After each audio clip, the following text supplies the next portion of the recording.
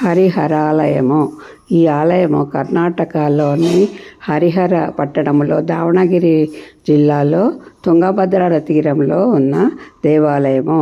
ఇది చారిత్రక ప్రాధాన్యత కలిగిన దేవాలయంగా గుర్తింపు పొందింది. ఈ ఆలయము 12వ శతాబ్దంలో వీరబల్లాల కాలంలో నిర్మించారు. ఇది హోయసలుల శిల్పకళను అద్భుతంగా ఉదాహరణ. ఈ ఆలయం పేరు హరిహర ఆలయము. హరి అనగా విష్ణువు, హర అనగా శివుడు. ఈ హరహరల కలయికను సూచిస్తుంది. ఈ ఆలయంలో ప్రధాన విగ్రహము హరిహరేశ్వరుడు. విగ్రహం అర్థము శివుడి రూపము, మిగతా అర్థము విష్ణు రూపము. ఇది శైలి మరియు ఇది శైవ మరియు వైష్ణవ సాంప్రదాయాల ఐక్యతను సూచిస్తుంది.